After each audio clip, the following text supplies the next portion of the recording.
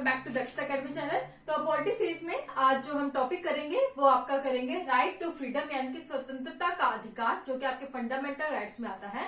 तो ये आज हम शुरू कर रहे हैं। इससे पहले हम राइट टू इक्वालिटी, हमारा जो समानता का अधिकार था वो हम कंप्लीट कर चुके हैं। तो सबसे पहले तो हमारे लिए ये जानना जरूरी है कि हमारे संविधान के अंतर्गत, हमारे संविधान में जो राइट टू फ्रीडम है, स्वतंत्रता के अधिकार के बारे में कौन से आर्टिकल में बताया गया है। तो ये आपके बताया गया है आर्टिकल नंबर 19 से लेकर 20 तक जो है बताया गया है, जिसमें जो आपका आर्टिकल नंबर 19 है। तो आर्टिकल नंबर 19 को पूरा डिटेल में आज हम समझेंगे। तो इम्पोर्टेंट है, ध्यान से समझिएगा।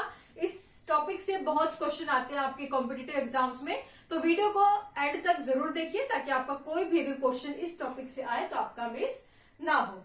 तो शुरू करते हैं। तो सबसे पहले तो हम मतलब समझेंगे कि जो आपका फ्रीडम है, स्वतंत्रता है, होता क्या है। अगर इसके शाब्दिक अर्थ पर जाए, इसके वर्ड पर जाए, तो होता क्या, फ्रीडम से मतलब क्या समझते हैं। फ्रीडम से मतलब है फ्री फ्रॉम एनी रेस्ट्रिक्शन, यानी कि किसी भी तरह की पाबंदी से मुक्त होना। उसे हम क्या बोलते हैं, अगर इसका शाब्दिक अर्थ देखें फ्रीडम का, यही है। फ्रीडम का शाब्दिक अर्थ क्या है, फ्री फ्रॉम एनी रेस्ट्रिक्शन, यानी कि किसी भी पाबंदी से मुक्त, उसे कहते हैं स्वतंत्रता। लेकिन इस तरह की पाबंदी, यानी कि अगर हमारे ऊपर कोई पाबंदी ही नहीं हुई, कोई रेस्ट्रिक्शंस नहीं हुई, तो क्या है, हमारा जो समाज नहीं बन पाएगा, सोसाइटी नहीं रहेगी, वो एक जानवर की तरह, जैसे जानवर जीते हैं वो एक जंगल बन जाएगा। कैसे जंगल बन जाएगा, मान लीजिए मैं बोलूं, मुझे बोलने की स्वतंत्रता है, आपके आर्टिकल 19 के अंतर्गत है, लेकिन अगर मुझ पर कोई रेस्ट्रिक्शंस ही नहीं हुई तो मैं कुछ भी बोल दूंगी, किसी भी धर्म के अगेंस्ट बोल दूंगी, तो इससे क्या होगा कि जो धार्मिक जो हतंगे भी भड़क सकते हैं। तो हमारे संविधान में जिस तरह की स्वतंत्रता की बात की गई है, फ्रीडम की बात की गई है, वो ये है कि आपको इतनी स्वतंत्रता होनी चाहिए, आपको सिर्फ इतनी ही फ्रीडम हो कि आपकी स्वतंत्रता से, आपकी फ्रीडम से किसी दूसरे को कोई हानि ना हो, आप कोई ऐसा काम ना करे, आपकी जो फ्रीडम आप इतना उसका गलत यूज ना करे जिससे कि किसी दूसरे बंदे को कोई नुकसान पहुंचे, कोई धार्मिक दंगे जो है उनका वो कारण बन सके, या फिर हमारे समाज को कोई नुकसान पहुंचे, हमारे देश की जो यूनिटी है, अखंडता है, उस पर कोई प्रभाव पड़े, या फिर आपकी जो फ्रीडम है आप उस लेवल पर ना लेके जाए, ऐसा कोई काम ना कर दे ये बोलकर कि हमें स्वतंत्रता है, और उससे अगर आपकी जो है जुडिशियरी की, आपकी जो न्यायपालिका जो है आपकी, उसकी अवमानना हो, तो वो आपकी जो है फ्रीडम जो है, वो आपकी फ्रीडम वहां पर लिमिट कर दी जाएगी। तो हमारे संविधान में कहा गया है कि इस व्यक्ति को सिर्फ स्वतंत्रता उतनी है इस अधिकार के अंतर्गत जहां तक किसी दूसरे बंदे को कोई हानि ना हो, किसी दूसरे बंदे को, समाज को, हमारे देश को, न्यायपालिका को कोई हानि ना हो। तो ये है हमारे संविधान में दिया गया मतलब कि आखिर जो संविधान में जो अधिकार दिया गया है हमें स्वतंत्रता का, वो क्या है। इसके अंतर्गत जो हमारे आर्टिकल दिए गए हैं 19, 20, 21, 22, जिसमें से जो आर्टिकल नंबर 19 है वो आज हम पढ़ेंगे। शुरू करने से पहले आपको बता दूं एक और चीज, अगर आपको वीडियो अच्छी लगती है तो प्लीज लाइक करें, शेयर करें चैनल को, और चैनल पर अगर नए हैं तो सब्सक्राइब जरूर कर लें ताकि मेरी जो वीडियो की नोटिफिकेशन आपको मिलती रहे। तो आज हम आर्टिकल 19 करने वाले हैं। तो आर्टिकल 19 शुरू करने से पहले बता दूं, आर्टिकल 19 में आपके कई 6 सब क्लोज है। 19(1), 19(2), 19(3), 19(4), 19(5) और 19(6). तो ये सब क्लोज आपके 6 सब क्लोज है, जिसमें से जो आपका आर्टिकल नंबर 19(1) है, इसके आगे जो है उपखंड है, यहाँ पर 19(1)(a), B, C, D, E और G जो आगे डिवाइडेड है। बाकी जो आपके 19(2) से लेकर 19(6) तक रह गए, वो इन्हीं सब क्लोज के, यानी जो 19(1)(a), B, C, D, E, G के जो रेस्ट्रिक्शंस दी गई है हमारे संविधान में कि हमारी स्वतंत्रता पर कितना जो है लिमिट लगाई जाएगी, तो वो जो लिमिट लगाई गई है वो आर्टिकल 19(2) से 19(6) तक जो है लगाई गई है, जिसे कहा किया जाता है हमारे संविधान के अंतर्गत रीजनेबल रेस्ट्रिक्शंस, यानी कि युक्ति युक्त निर्बंधन जो है वो आपका कहा जाता है। अब क्या है वो हम साथ साथ पढ़ेंगे, तो आप ध्यान से सुनिएगा। तो शुरू करते हैं। सब आपका आर्टिकल 19, जिसमें आपका सबसे पहले आर्टिकल 19(1)(a).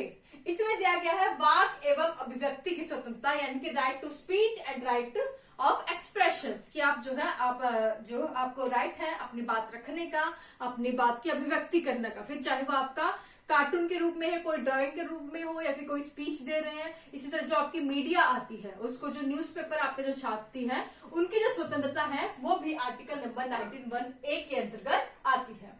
जो राइट टू स्पीच है, वाक की जो स्वतंत्रता है, बोलने की स्वतंत्रता है, वो हमने अमेरिकी संविधान से ली है। और जो अभिव्यक्ति की स्वतंत्रता है, राइट ऑफ एक्सप्रेशन है, ये हमारे संविधानकर्ताओं ने खुद से हमारे संविधान में ऐड की है। अब जैसे कि मैंने शुरुआत में आपको एग्जांपल दिया कि हमारी स्वतंत्रता इतनी है, वहां पर लिमिट हो जाती है जहां पर किसी दूसरे की जो धार्मिक भावनाओं को ठेस पहुंचे या हमारे देश को जो है कोई नुकसान पहुंचे।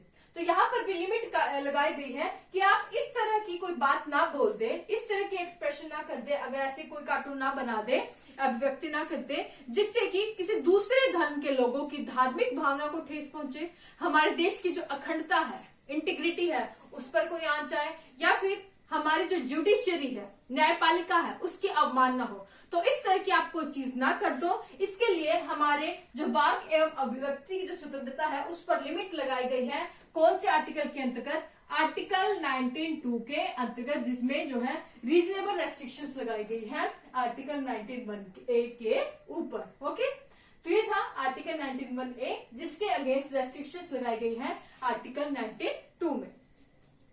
नेक्स्ट है आर्टिकल नंबर 19(1)(b), जिसके अंतर्गत कहा गया है शांतिपूर्ण और हथियार रहित सम्मेलन करने का आपको अधिकार है।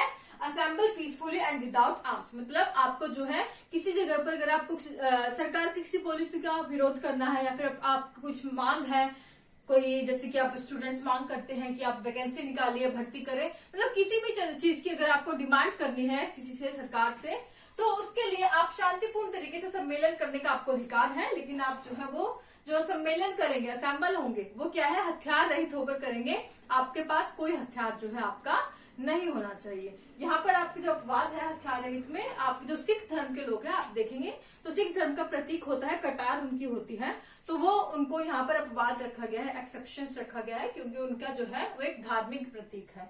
वरना आपका जो है हथियार रहित जो आपका सम्मेलन जो है होना चाहिए। और इससे पहले आपने देखा होगा कि हर शहर में जो है ऐसी कोई जगह बनी होती है जहां पर आप जो है ऐसे जो है सम्मेलन कर सकते हैं।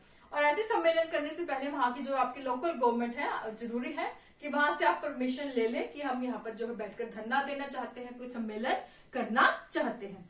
अब ठीक है, आपको आजादी है, लेकिन आपको जो सम्मेलन कर रहे हैं, असेंबल हो रहे हैं, वो आप ऐसा सम्मेलन नहीं होना चाहिए जिससे कि किसी दूसरे धर्म के लोगों को कोई नुकसान पहुंचे, हमारे देश के अगेंस्ट कोई ऐसी पॉलिसी ना बना रहे हो, इस तरह का सम्मेलन ना करें, हमारी जुडिशियरी के अगेंस्ट उन्होंने जो कोई अपना फैसला सुनाया है उसके अगेंस्ट उनकी अवमानना ना कर रहे हो, ऐसा कोई सम्मेलन ना करें। इसके लिए जो रेस्ट्रिक्शंस दी गई है आर्टिकल 19(1)(b) के अगेंस्ट, वो दी गई है आपके आर्टिकल 19(3) में। तो आर्टिकल 19(3) में आर्टिकल 19(1)(b) के अगेंस्ट जो है रीजनेबल रेस्ट्रिक्शंस जो है आपकी दी गई है।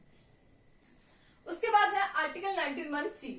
आर्टिकल 19(1)(c) में बताया गया आप जो है संघ और सहकारी समिति, यूनियंस एंड कोऑपरेटिव सोसाइटी, मतलब आपको कोई है ग्रुप्स बनाने का, कोऑपरेटिव सोसाइटी जो है बनाने का अधिकार है, कि जैसे स्टूडेंट्स ग्रुप बना लेते हैं, कई लोग आपस में मिलकर ग्रुप बना लेते हैं, तो आपको वो पूरा अधिकार है। लेकिन वो ग्रुप भी जो है किसी ऐसे ग्रुप ना बनाए जो कि आप दूसरे धर्म के लोगों के अगेंस्ट कोई ग्रुप बना ले कि ठीक है हमारा काम सिर्फ इतना होगा कि दूसरे धर्म के लोगों के अगेंस्ट हम आलोचना करें, बुरा बोले, या फिर ऐसी कोई चीज ना करें कि अपने देश के ऐसे ग्रुप ना बनाए कि अपने देश के अगेंस्ट ही हो जाए, हमारे न्यायपालिका के अगेंस्ट कुछ आप बोल दें, उनकी अवमानना करें। तो ऐसा भी आपको जो है कोई काम नहीं करना। ऐसे आपको ग्रुप या जो संघ है, सहकारी समिति है, सोसाइटीज है, वो आपको नहीं बनानी। तो ये जो रेस्ट्रिक्शन दी गई है आर्टिकल 19(1)(c) के अगेंस्ट, वो दी गई है आपके आर्टिकल 19(4) में। कहा दी गई है? आर्टिकल 19(4) में। उसके बाद है आर्टिकल 19(1)(d). इसमें दिया गया है अबाध संचरण, यानी कि मूव फ्रीली। भारत, सबसे पहले एक चीज मैं बताना भूल गई, शुरुआत में को बतानी चाहिए थी। आर्टिकल 19(1) जो राइट देता है हमें स्वतंत्रता का अधिकार, वो सिर्फ और सिर्फ इंडियन सिटीजन, भारतीय नागरिकों को ये जो है आर्टिकल 19 जो हमारा मूल अधिकार है, वो सिर्फ उन्हीं को ही, भारतीय नागरिकों को ही ये सिर्फ अधिकार है। तो 19(1)(d) के तहत जो भारतीय नागरिक है हमारे पूरे देश में कहीं भी घूम सकते हैं, मूव फ्रीली, आबाद संचरण। लेकिन वो ये नहीं बोल सकते हम दूसरे देश में भी आराम से कहीं भी बिना किसी परमिशन के चले जाएंगे। सिर्फ यहाँ बात की गई है भारतीय नागरिकों की हमारे देश में, तो आप कहीं भी जो है आप आसानी से कहीं भी फ्रीली घूम सकते हैं। इसी तरह आर्टिकल 19(1)(e) में बताया गया है कि आप भारतीय नागरिक हमारे पूरे देश में कहीं निवास कर सकते हैं, बस सकते हैं, रिसाइड एंड सेटल। तो अब तो वो आर्टिकल भी आपका 370 जो जम्मू कश्मीर में लगा हुआ था, अब तो वो भी हट गया है। तो आप जो है पूरे देश में भारतीय नागरिक जो है आपका कहीं भी बस कर सकते हैं, सेटल हो सकते हैं। तो ये है आर्टिकल 1D और आर्टिकल 19(1)(e)। लेकिन इन दोनों के अगेंस्ट भी जो है आपके रेस्ट्रिक्शंस जो है दी गई है, और इन दोनों के अगेंस्ट जो आपके रेस्ट्रिक्शंस दी गई है वो आपके दी गई है आर्टिकल 19(5) में। आर्टिकल 19(5) में क्या कहा गया है कि ठीक है आप कहीं भी घूम सकते हैं, आप कहीं भी बस सकते हैं, लेकिन आप पर जो है थोड़ी लिमिटेशन लग जाएगी, पाबंदी लग जाएगी। कहां पर? ऐसे एरिया में जहां पर आपकी जो अनुसूचित जातियां एवं जनजातियां रहती है, शेड्यूल्ड कास्ट एवं शेड्यूल्ड ट्राइब रहती है, तो वहां पर आपको थोड़ा घूमने फिरने में और साथ ही वहां पर बसने में, वहां पर आपके ऊपर थोड़ी बहुत जो है रेस्ट्रिक्शंस हो सकती हैं, और इन रेस्ट्रिक्शंस के बारे में बताया गया है आर्टिकल 19(5) में। ओके, तो क्लियर हो गया। उसके बाद है आर्टिकल 19(1)(g)। अब आप ये सोच सकते हैं ABCDE के बाद F आना चाहिए, तो सीधा G कैसे आ गया? तो यहाँ पर जो आर्टिकल 19(1)(f) था पहले, वो अब जो है हमारा मूल अधिकार नहीं रहा। अब वो जो है फंडामेंटल राइट्स की जो कैटेगरी में से निकाल के वो आपका जो है एक लीगल राइट बन चुका है, कानूनी अधिकार बन चुका है। 44th कॉन्स्टिट्यूशन अमेंडमेंट आपका हुआ था, संविधान संशोधन, जो कि 1978 में हुआ, जिससे आपका जो यहाँ पर F जो आर्टिकल आना था, यानी जो संपत्ति का अधिकार था, उसे अब फंडामेंटल राइट्स की सूची से निकाल के संपत्ति का अधिकार जो है बना दिया गया है, तो वो अब यहाँ पर नहीं रहा है। तो सीधा आपका आता है G, आर्टिकल 19(1)(g). इसमें बताया गया है कि भारतीय नागरिक कोई भी वृत्ति, उपजीविका, व्यापार या व्यवसाय कर सकते हैं, यानी कि प्रोफेशन, ऑक्यूपेशन, ट्रेड या बिजनेस जो है आपका कर सकते हैं। अपनी मर्जी से कोई भी बिजनेस जो है आप कर सकते हैं, ये यहाँ पर आपका बताया गया है। कोई भी काम जो है वो आप कर सकते हैं, करना चाहे, कोई व्यापार करना चाहे वो कर सकते हैं, बिजनेस करना चाहे कर सकते हैं। लेकिन आप कोई इस तरह का व्यवसाय न अपनाएं, ऐसी कोई जॉब ना करें जैसे कि आप कहेंगे कि हम तो बिजनेस करना चाहते हैं, हमारे बिजनेस ये है कि हम जो है गाय को काटकर, गाय का जो है उन्हें मार कर, उनके काट कर जो है उनका मांस जो है हम बेचेंगे, तो ये हम जो है व्यापार, हम बिजनेस करना चाहते हैं। तो आप यहाँ पर रेस्ट्रिक्शंस लगाई गई है कि आप जो है इस तरह का कोई बिजनेस नहीं कर सकते, इस तरह की कोई जॉब, ऐसा काम नहीं कर सकते जिससे कि किसी दूसरे की धार्मिक भावना को ठेस पहुंचे, हमारे देश को ठेस पहुंचे, हमारे देश की जो एकता है वो टूटे, अखंडता पर प्रभाव पड़े, हमारे जो न्यायालय है उनके डिसीजंस पर कोई प्रभाव पड़े, उनकी अवमानना हो। तो ऐसा आप कोई भी जो है चीज नहीं अपना सकते, कोई भी व्यवसाय जो है आप नहीं कर सकते। और ये आपका बताया गया है, ये जो रेस्ट्रिक्शंस बताई गई है आर्टिकल 19(1)(g) के ऊपर, वो बताई गई है आर्टिकल 19(6) के अंतर्गत। ओके, तो ये था आपका पूरा आर्टिकल, जिसके अंतर्गत हमने देखा आर्टिकल 19(1)(a). आर्टिकल जो 19(1) है वो डिवाइडेड है ABCDE और G जो है सब क्लोज में डिवाइडेड है, और इसके अगेंस्ट 19(1) के अगेंस्ट जो है रेस्ट्रिक्शंस लगाई गई है 19(2), 19(3), 19(4), 19(5) और 19(6) के अंतर्गत।